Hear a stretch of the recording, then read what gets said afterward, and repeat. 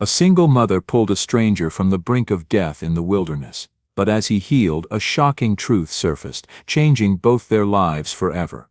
Before we dive in this story, let us know where you're watching from. We love to hear your thought. The Appalachian Mountains always felt like a deep, green maze. In a secluded corner of this wilderness, Angela, a black woman with braided dark hair and resolute eyes, knelt among the dense undergrowth, making her living by foraging for precious medicinal herbs. Her son, Nico, an 8-year-old boy with a round face, sat beside her, meticulously plucking soft moss, mimicking his mother. They lived in a small log cabin, completely cut off from the outside world. The chirping of birds, the gentle murmur of a stream, and the scent of damp earth mixed with herbs created the familiar symphony of the forest. It was a day like any other, until an unusual sound tore through the peace. A scream, fractured and desperate, echoed, then faded into a heavy thud. It came from somewhere deep within the ancient woods. Angela flinched, her hands freezing. Nico looked up, his small face filled with worry. The sound was too close to ignore. Angela looked at her son, her eyes showing a struggle between her maternal instinct to protect him and her compassion. She knew the dangers of the deep woods, but that cry wasn't from an animal. It was a human in distress. "Nico, stay right here," Angela said, her voice trembling slightly but firm. She put down her basket, covering it with leaves to conceal it. "I'll be right back." Compassion won over fear. "I can't just leave someone," she thought. "No matter what happens, I have to help." Without waiting for Nico's reply, Angela stood and ran towards the sound.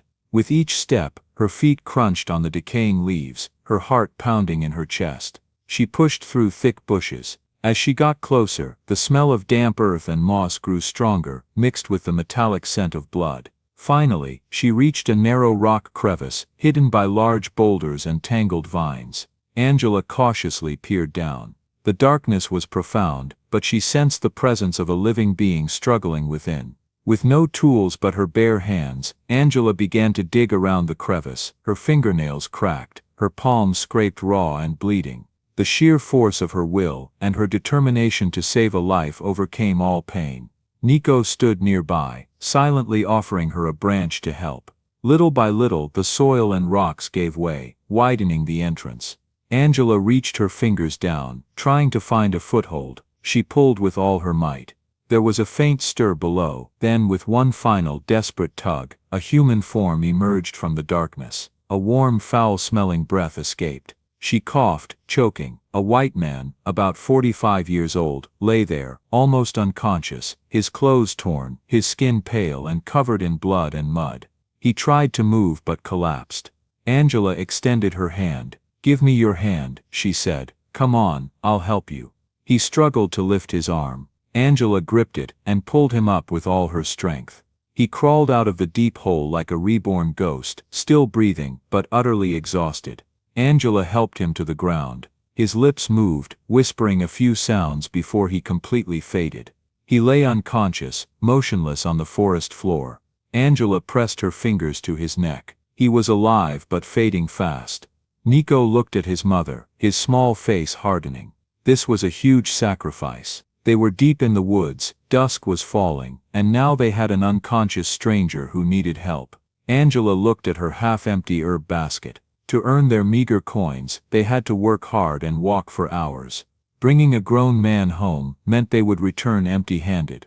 Worry tightened around her heart, the voice of harsh reality, of responsibility for her hungry son. But her compassion wouldn't let her turn away from a dying life.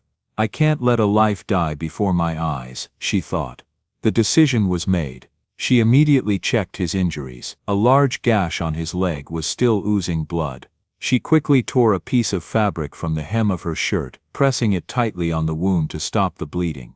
Then she quickly picked some local leaves she knew had antiseptic and hemostatic properties, chewed them, and applied them to the wound, securing it with forest vines. "We'll take him home," she said, her voice firm. Nico nodded without hesitation, his eyes full of trust in his mother. Bringing Leo home was an arduous task.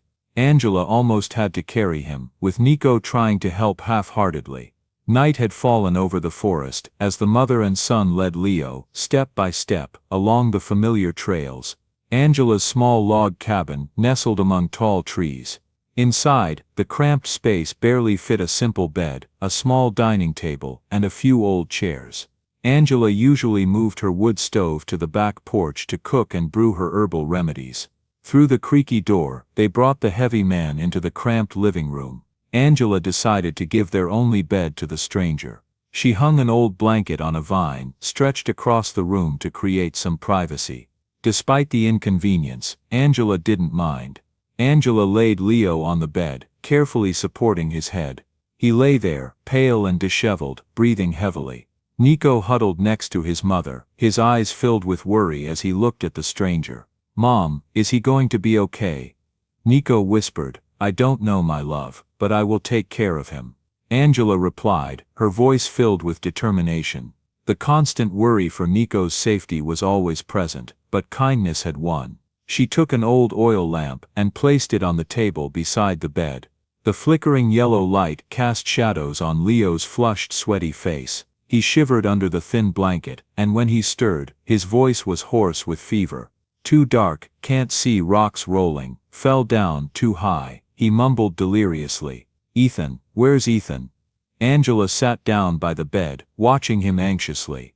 She touched his forehead. It was burning hot. High fever. She knew she needed to bring his fever down immediately. From an old wooden cabinet, Angela took out a clean cloth and a basin of warm water. She carefully wiped Leo's face and neck. Nico quietly brought his mother a small bowl of cold water from the well. Angela realized Leo's leg wound was very serious, and even though he was deliriously talking about rolling rocks, she had some lingering doubts about his story. Was this merely an accident? Who was this man? Nonetheless, as a single mother, her instinct to protect her son was always present. Angela carefully hid her kitchen knife and other sharp objects. For the first few days, she always kept a safe distance, and constantly observed his every move, even while he was unconscious. It was a balance between compassion and the instinct for survival. Throughout the following days, Leo's fever remained high. All day, Angela stayed by his side. She constantly changed the cool cloth on his forehead. When she needed to brew remedies, she stepped out onto the porch, where she had set up a small charcoal stove to prepare the herbs. Nico, though young, understood the seriousness of the situation, helping his mother boil water and gather dry firewood. Angela stayed awake for nights on end, monitoring Leo's every breath.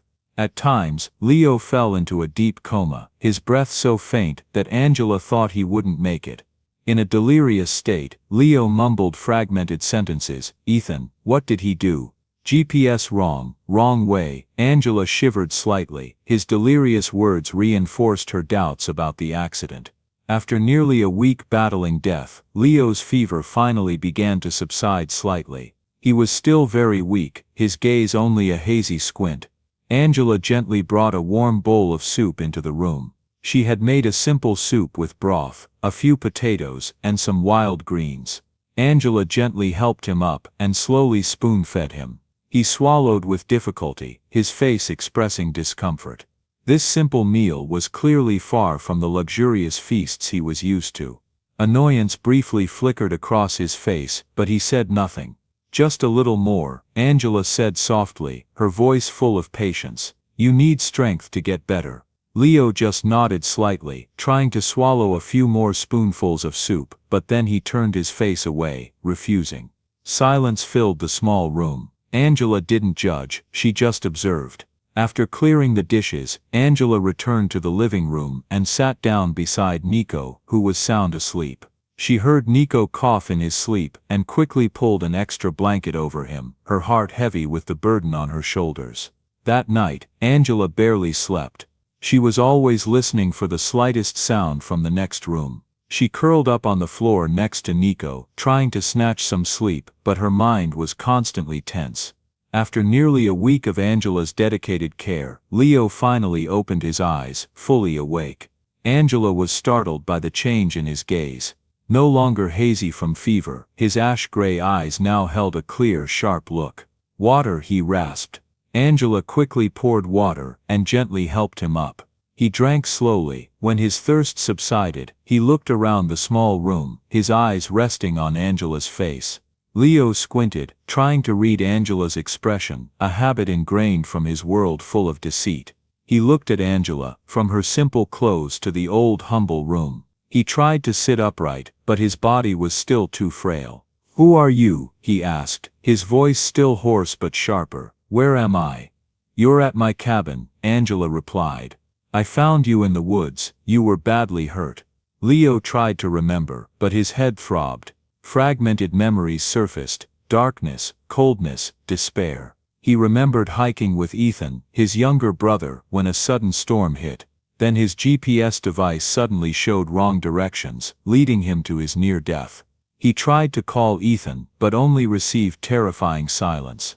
Leo vaguely recalled a recent argument with Ethan about him always living in Leo's shadow and the financial pressures Ethan was facing. A cold feeling crept through him.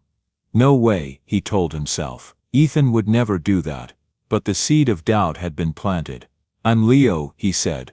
"I don't remember exactly why I'm here. Just a hiking accident.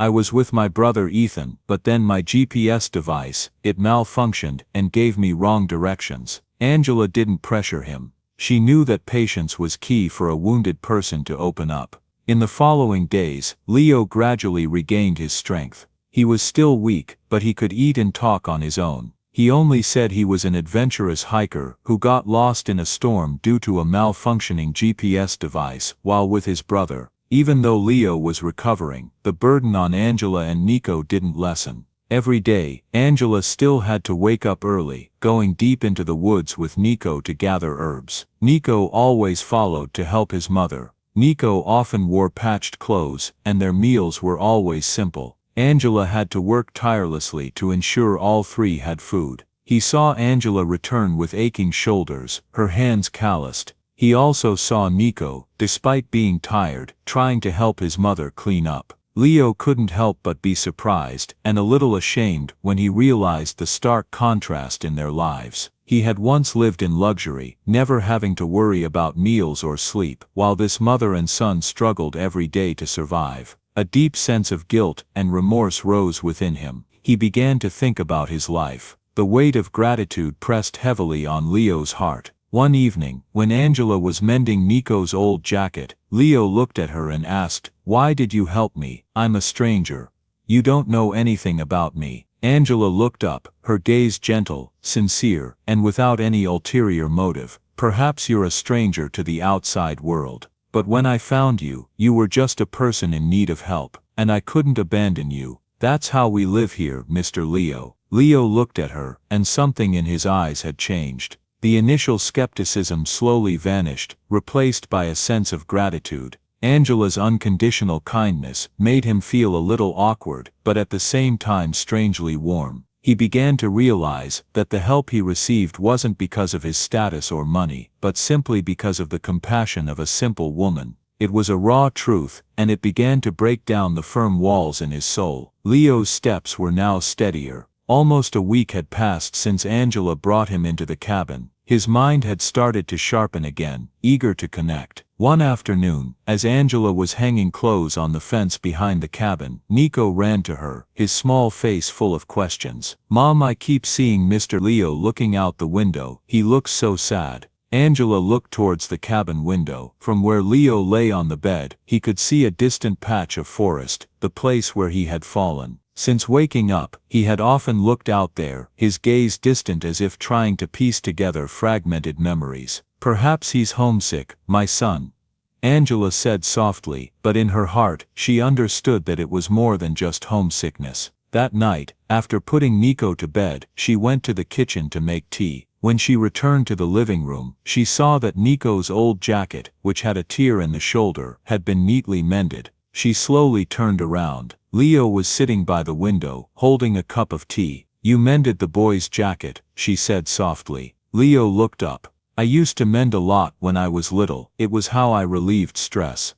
"Why?" He shrugged. "Because I wanted the kid to have it. I think some things can still be fixed." Within Leo, this act of mending the jacket was the first manifestation of something that had changed inside him. He felt a strange peace doing these simple things. Angela walked over and sat next to him. A comfortable silence passed between them before she finally said, "The boy really looks up to you, you know." Leo looked down at his teacup. "He reminds me of some things I missed in life. Simplicity, trust." He looked up, his gaze still cautious, but with a subtle softness. Dinner that evening was just chicken stew and bread, simple but warm. He no longer felt uncomfortable or complained about the humble food. Instead, he ate slowly, feeling heavy with their sacrifice. Nico giggled, telling stories about school. Leo listened attentively, even smiling naturally. Angela watched them, her heart warming in a way she hadn't felt in many years. After Nico went to bed, she remained at the table with Leo. The dishes hadn't been cleared.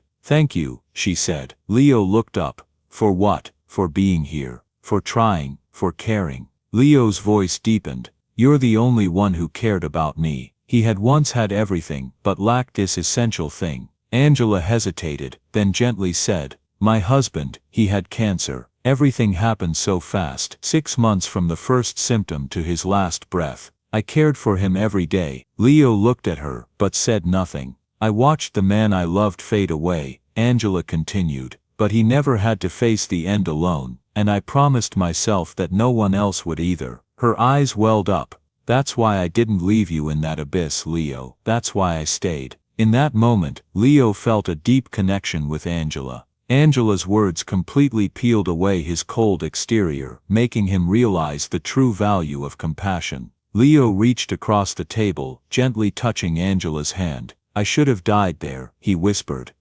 "But I didn't. You saved me, Angela." Angela smiled, her voice just a whisper. "And because you wanted to live." She looked deep into Leo's eyes, understanding his desire to live. In the quiet space of shared loss and resilient will, a deep friendship and trust began to blossom. In the small log cabin, Leo needing to contact the outside world was a challenge. He and Angela had to rely on creative solutions. Angela had brought in an old corkboard where Leo pinned sketches of hiking routes. At the makeshift desk, he carefully organized the information he pieced together from memory. He spent hours recalling the last days of his hiking trip. He remembered hiking with Ethan, the bad weather, and the fateful slip. But then, a growing suspicion formed in his mind. His GPS device, which was very reliable, suddenly showed wrong directions, leading him to his near death. He also vaguely recalled a recent argument with Ethan about him always living in Leo's shadow and the financial pressures Ethan was facing.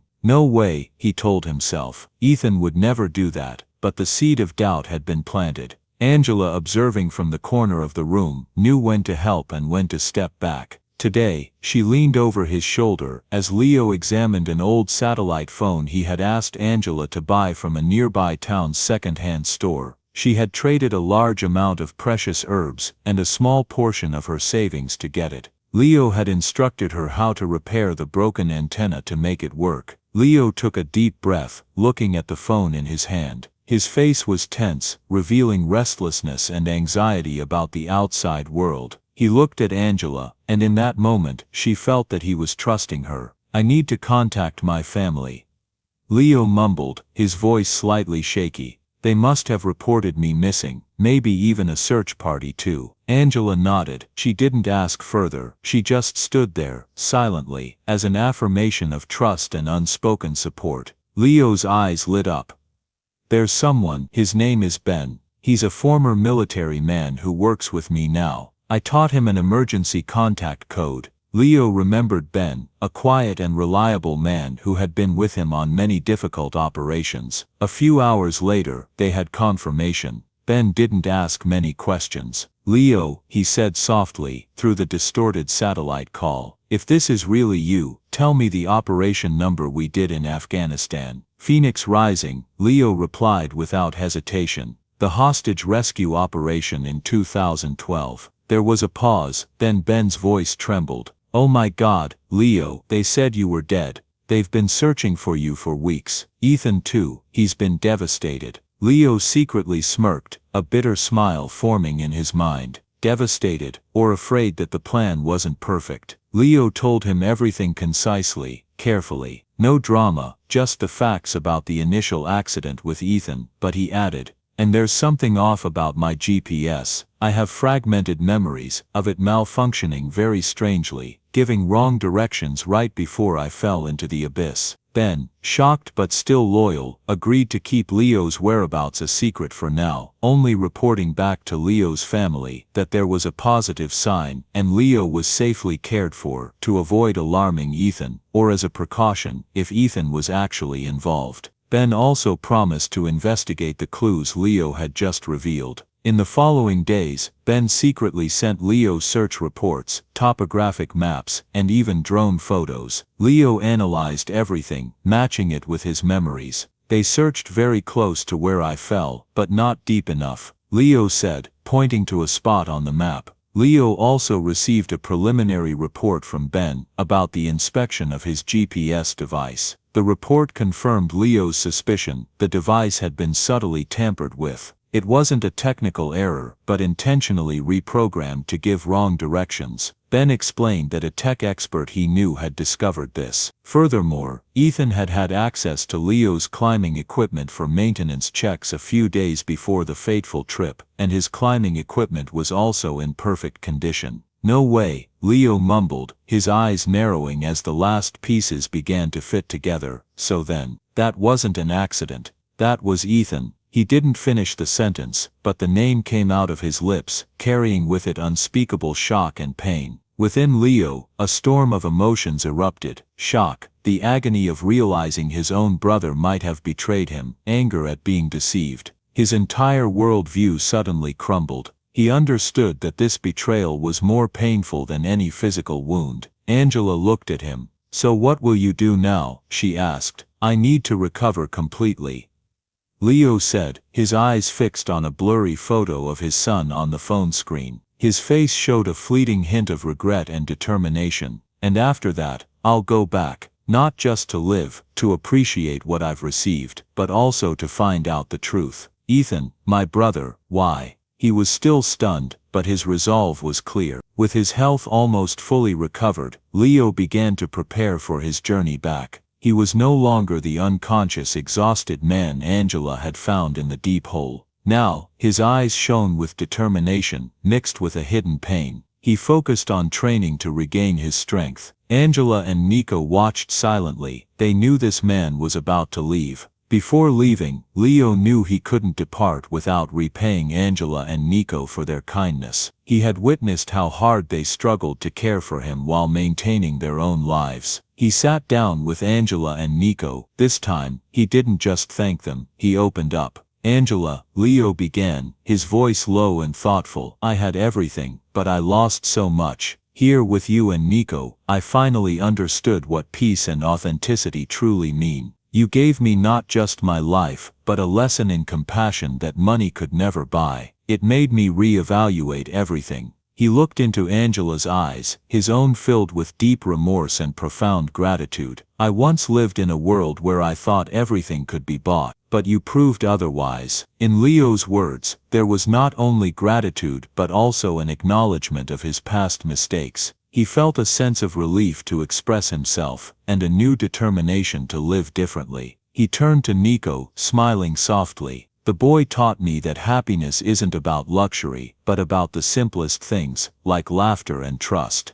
I owe you two so much." Nico, seeing Leo speak these words for the first time, his eyes sparkling, hugged Leo naturally. The boy felt the sincerity from Mr. Leo. Angela just listened in silence, her eyes full of understanding. She had seen the change in Leo. Leo handed Angela a heavy cloth bag. Inside was cash, enough for the mother and son not to worry about meals for many years. He also made his intentions clear. He would support Nico through school, ensuring the boy received the best education. Angela looked at the money bag, then at Leo. "You don't have to do this. You saved my life, Angela," Leo said. "You gave me a second chance. This isn't just money. This is gratitude, and this is my promise. I will never forget what I learned here." He hugged Angela tightly, a wordless embrace filled with gratitude. He gently ruffled Nico's hair, then turned and walked away, his silhouette fading into the morning light of the forest. Leo's journey back was a stark contrast. From the wild harshness of nature, he gradually returned to his noisy, luxurious urban world. Unlike his initial exhausted appearance, he now carried a profound calmness and deep gratitude.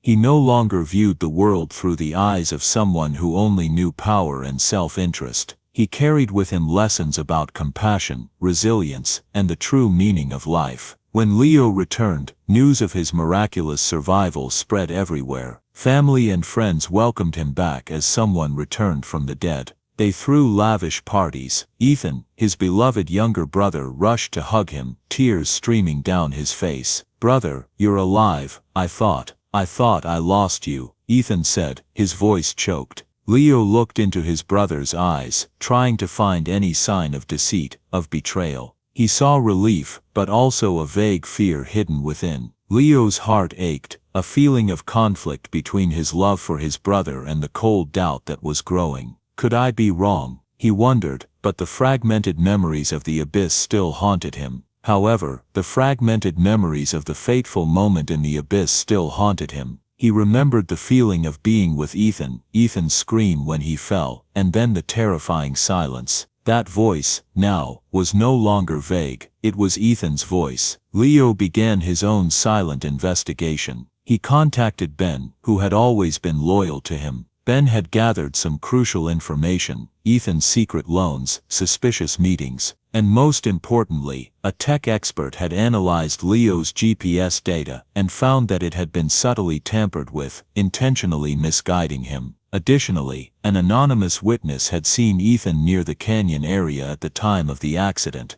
Ben also investigated further into Ethan's quick report of Leo's death to everyone. All the evidence gradually pointed in only one direction, a direction Leo didn't want to believe. One evening, Leo sat alone in his large office. He remembered Angela's small cabin and Nico's bright smile. He had survived thanks to the kindness of strangers, but he had been betrayed by his own family. Leo's face hardened, the pain turned into cold anger. He felt an extreme bitterness. Everything he had once trusted now crumbled. He understood that he couldn't run from this truth. He had to confront Ethan, confront the harsh reality. Leo decided to confront Ethan. He invited Ethan to his private office one evening, after work. The room was quiet. Ethan walked in, smiling, completely unsuspecting. "You wanted to see me urgently, big brother?" Ethan asked. Leo looked straight into Ethan's eyes. "I know," he said, his voice cold and firm.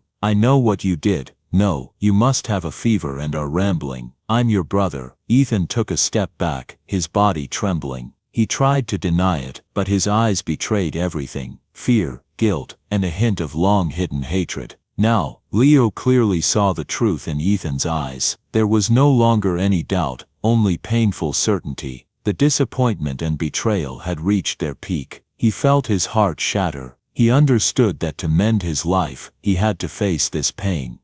Ethan's denial only made Leo more resolute. He said nothing more, simply placed a thick folder of documents on the table. Inside were Ben's reports, tampered GPS data, evidence of Ethan's enormous gambling debts, the shady financial transactions Ethan had attempted to gain control of Leo's company, and also the anonymous witness's statement seeing Ethan near the accident site. Each page was a dagger plunged deep into Leo's trust. Ethan looked at the documents, his face gradually paling. Sweat beaded on his forehead. His denial vanished, replaced by fear and despair.